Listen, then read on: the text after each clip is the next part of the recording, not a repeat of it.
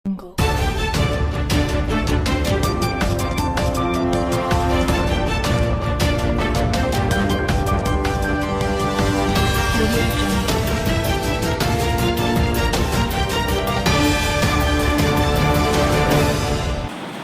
మనం ఒక అమరవీరుడు దేశభక్తుని గురించి చెప్పుకుందాం. మీరు చూస్తున్నటువంటి ఈ మహానుభావుడి పేరు చంద్రశేఖర్ తివారీ. 1906 సంవత్సరం జూలై 23వ తారీఖు ఇదే రోజున ఆయన జన్మించారు. ఆయన చిన్నతనంలో ఒక సంఘటన జరిగింది. ఆయన 15 ఏళ్ల వయసులో బ్రిటిష్ పోలీసుని, మన దేశాన్ని బ్రిటిష్ వాళ్ళు పరిపాలించేవాళ్ళు, మన ప్రజల్ని చాలా ఇబ్బందులు పెట్టేవాళ్ళు, మన దేశాన్ని దోపిడీ చేసేవాళ్ళు. ఆ బ్రిటిష్ పోలీసుని ఈయన ఒక రాయితో కొడతారు. కొడితే అప్పుడు పోలీసులు ఆయన పట్టుకెళ్ళి కోర్టులో జడ్జి గారి ముందు ప్రవేశపెడతారు. అప్పుడు జడ్జి గారు కోపం వచ్చి చిన్నపిల్లాడని చెప్పి, ఏమయ్యా అబ్బాయి నీ పేరేంటి అన్నాడు.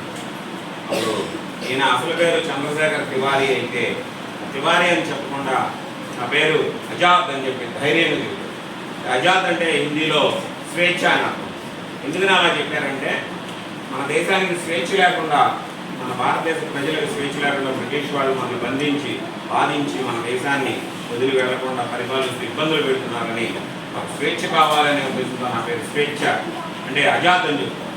ఇది ఏ ఊరు అని అడిగితే మాది జైలే మా ఇల్లు అని చెప్పి ఆయన చంద్రశేఖర్ ఆజాద్ చాలా ధైర్యంగా చూశారు.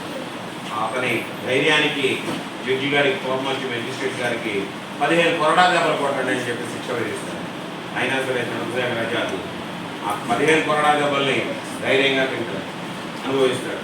అప్పుడు ఆ పట్టణంలో ఉన్నటువంటి వాళ్ళందరూ కూడా చంద్రశేఖర్ ఆజాద్ యొక్క ధైర్యాన్ని మెచ్చుకుని ఆ రోజు నుంచి ఆయన్ని చంద్రశేఖర్ తివారీ అని కాకుండా చంద్రశేఖర్ ఆజాద్ అనేటువంటి పేరుతో ఆయన్ని పిలిచేవాడు.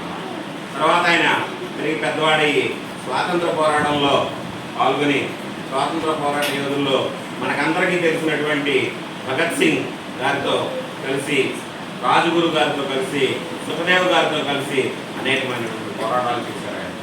అయితే ఆ సమయంలో ఆయన బ్రిటిష్ వాళ్ళు ఒక ఛాలెంజ్ కూడా ఇచ్చారు. ఏంటంటే, జీవించి ఉన్నంతకాలం కూడా, బ్రతికి ఉన్నంతకాలం నన్ను మీరు సజీవంగా పట్టుకోలేదు అని చెప్పి వాళ్ళకి బ్రిటిష్ వాళ్ళకి ఒక ఛాలెంజ్ ఇస్తుంటారు. అయితే ఒకసారి భగత్ సింగ్ గారిని, రాజ్గురు సుఖదేవ్ గారిని, వీళ్ళ ముగ్గురిని కూడా ఈయన స్నేహితులు భారతదేశ స్వాతంత్ర పోరాటంలో ఉన్నటువంటి వీళ్ళ ముగ్గురిని కూడా బ్రిటిష్ ప్రభుత్వం బంధించి జైల్లో పెట్టింది. అయితే వాళ్ళని విడిపించడం కోసం జవహర్లాల్ నెహ్రూ గారు అలహాబాద్లో ఉంటే ఆయన ఇంటికి వెళ్ళి, మరి మన భగత్ సింగ్ గారిని వాళ్ళని విడిపించడానికి మీరు సహాయం చేయాలని చెప్పి నెహ్రూ గారితో మాట్లాడి ఆయన తిరిగి వస్తాడు. వచ్చి అలహాబాద్ పార్క్లో కూర్చుని ఫ్రెండ్స్ ఇద్దరుంటే వాళ్ళతో కూర్చుని మాట్లాడుతూ ఉండగా ఈలోపు సడన్గా అనుకోకుండా ఒక ఫ్రెండ్ హడావుడిగా భయంగా వెళ్ళిపోతాడు. దాంతో చంద్రశేఖర్ ఆజాద్కి అనుమానం వస్తుంది. అనుమానం వచ్చి ఏంటా అని జాగ్రత్త పడేలోపు పోలీసులు వచ్చి చుట్టుముట్టేస్తారు. చుట్టుముచ్చి తుపాకీకి గురి పెడతారు. దాంతో చంద్రశేఖర్ ఆజాద్కి ఎవరో నన్ను పట్టించడానికి లీక్ చేశారో అన్న విషయం అర్థమైపోతుంది. కానీ ఆయన దగ్గర రివాల్వర్ ఉంది, తుపాకీ ఉంది. ఆ తుపాకీలో 6 గుళ్ళు ఉన్నాయి. కాబట్టి 6 గుళ్ళలో 5 గుళ్ళతో బ్రిటిష్ వాళ్ళపై కాల్పులు జరుపుతాడు చెట్టు చోటు నుంచి. కానీ ఇంకొక బుల్లెట్ మాత్రమే ఉంది అందులో. ఆ ఒక్క బుల్లెట్తో మహా అయితే ఒక పోలీసుని మాత్రమే కాల్చగలడు. కానీ ఈయన తర్వాత బ్రిటిష్ వాళ్ళకి దొరికిపోవాల్సి వస్తుంది. అందుకని ఇష్టం లేక ఆ ఒక్క బుల్లెట్తో, మరి ఛాలెంజ్ చేశారు కదా ఆయన, ప్రతి ఉన్నంతకాలం నన్ను మీరు పట్టుకోలేరని, అందుకని ఆ ఒక్క బుల్లెట్తో తనకి తానే కాల్చుకుని చనిపోతాడు. ఆయన చనిపోయిన తర్వాత కూడా చాలాసేపు బ్రిటిష్ వారు ఆయన శవాన్ని కూడా తాకడానికి భయం వేసి 3 గంటల పాటు అలాగే ఉంచుతారు. ఉంచి ఇంకా వాళ్ళ దగ్గర ఉన్న తుపాకులతో ఆయన శరీరంలోకి కాల్చి బుల్లెట్లు దించి పూర్తిగా చనిపోయాడనుకుని నిర్ణయించుకున్న తర్వాత ఆయన తీసుకెళ్ళి రహస్యంగా దహనం చేసేస్తారు. మరి అలాంటి మహానుభావుడు దేశం కోసం ప్రాణాలు విడిచిన మన చంద్రశేఖర్ ఆజాద్ చనిపోయే నాటికి ఆయన వయసు 24 సంవత్సరాలు. అలాగే మన భగత్ సింగ్ గారు ఆయన చనిపోయిన 24 రోజులకి ఆయన్ని గుర్తిస్తారు. ఆయన వయసు చనిపోయినాటికి 23 సంవత్సరాలు. అలాగే అల్లూరి సీతారామరాజు గారు చనిపోయేసరికి ఆయన వయసు 27 సంవత్సరాలు. ఈ విధంగా అనేక దేశభక్తులు మన దేశ స్వాతంత్రం కోసం, స్వేచ్ఛ కోసం ప్రాణాలను చిన్న వయసులోనే త్యాగం చేసి మనకి దేశానికి స్వాతంత్రాన్ని తీసుకొచ్చారు. అలాంటి దేశభక్తుల్ని మనం ఎప్పుడు స్మరించుకోవాలి, వాళ్ళకి జోహార్లు అర్పించాలి. కాబట్టి చెప్పండి, జోహార్ చంద్రశేఖర్ ఆజాద్,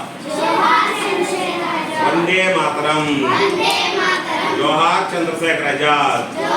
గట్టిగా చెప్పాలి, జోహార్ చంద్రశేఖర్ ఆజాద్. మరి మీకు ఆయన కథ నచ్చింది కదా, కాబట్టి మీరు కూడా పెరిగి పెద్దవాళ్ళై దేశభక్తితో ఉండి దేశాన్ని ప్రేమించి దేశానికి మేలు చేయాలని చెప్పి మీకు తెలియజేస్తాను. Okay right.